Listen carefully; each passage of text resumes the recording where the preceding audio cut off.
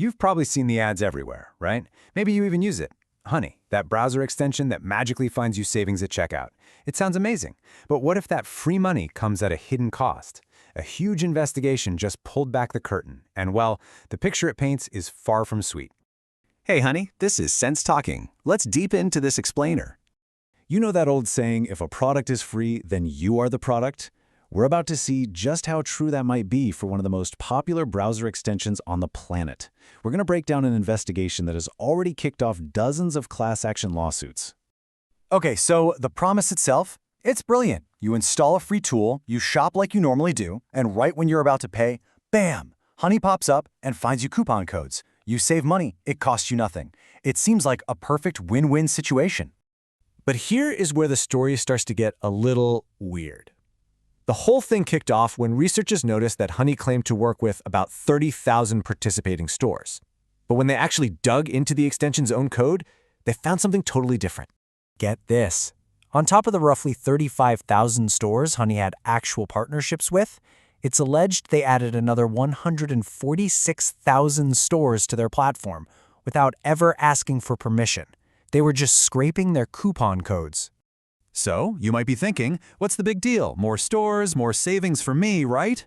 Well, according to the investigation, for thousands of small businesses and online creators, this wasn't just some minor annoyance. It was causing them serious, direct financial harm. Okay, so here's how this supposedly works. A small business creates a private discount code, right? Maybe it's for their best customers or friends and family deal. Well, when one of those people, who happens to have Honey installed, uses that code, the extension allegedly scrapes it, sends it back to its servers, and then just makes it public for millions of users. This completely wrecks their marketing, and for one business owner, it led to a $100,000 loss. And you can just feel the frustration from these business owners. Here's a direct quote from an email the CEO of a company called Made in Cookware sent to Honey. He just says, "We've lost a bunch of revenue. You've scraped a private friends and family code from our checkout and put it on the platform." It's so blunt.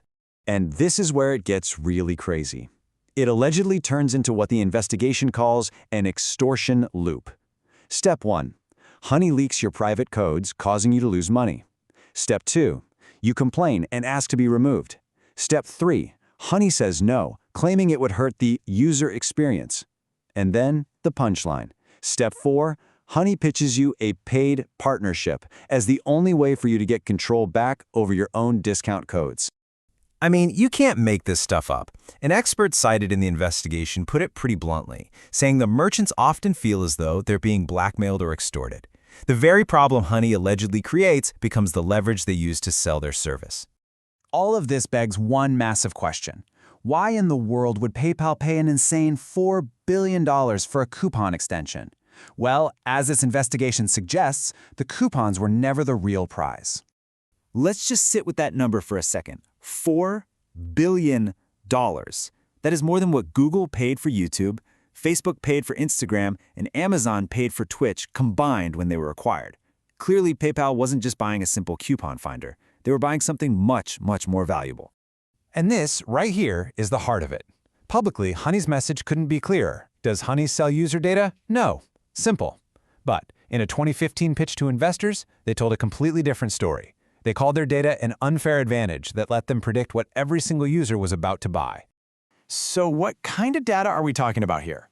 Another investigation using Europe's strict GDPR privacy laws forced Honey to show its hand, and it is a lot. We're talking your browsing activity on every online store, the exact web addresses of every page you visit, unique IDs for you and your computer, your purchase order numbers, your location. I mean, it's basically a complete diary of your entire online shopping life. So, let's be crystal clear about this. According to the source, this massive ocean of data was the real treasure. It was never about saving you $5 on a new pair of socks. It was about building a scarily detailed profile of your every move as a consumer and handing it over to PayPal, one of the biggest payment companies in the world. But the investigation didn't just stop at the data. It also looked into how Honey got all those millions of users in the first place. And what I found raises some pretty serious ethical questions about who exactly they were targeting. Okay, so on paper, in their official privacy policy, Honey is explicit. It says, "We created Honey for the exclusive use of adults 18 and older." That seems pretty straightforward. But then, you hear this. This is a quote from Honey's own former president, who said in an interview, "Every kid in America knows what Honey is, telling their moms and their dads they needed to download Honey." That sounds like a completely different strategy, doesn't it? And here's that strategy in action. This is a direct quote from an ad read by Mr. Beast, who the report identifies as Honey's #1 sponsor. He tells his huge and famously young audience, "I have a challenge for all of you. Go to every computer in your house and install Honey."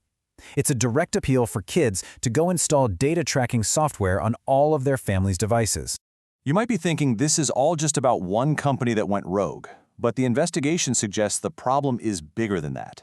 The whole system might actually be designed to let this kind of thing happen. See, in this world of online marketing, there's supposed to be referees. They're called affiliate networks, and it's their job to set the rules and make sure everyone plays fair. And the rules often explicitly ban the exact behavior we've been talking about. So why aren't they blowing the whistle? Well, as usual, you just have to follow the money. When you buy something, the store pays a commission. Most of that goes to the affiliate, like Honey. But here's the kicker. The affiliate network, the referee, takes a huge cut for themselves, usually somewhere between 20 and 30%. And there it is. That creates a massive conflict of interest. The investigation concludes that if these networks actually enforce their own rules and crack down on these extensions, they would be cutting off their own money supply. The whole system is basically paid to look the other way. So it all leaves us with this one big question. When a free tools business model is allegedly built on hurting small businesses, harvesting your personal data, and targeting kids, who is really paying the price when you click Apply Coupons at checkout?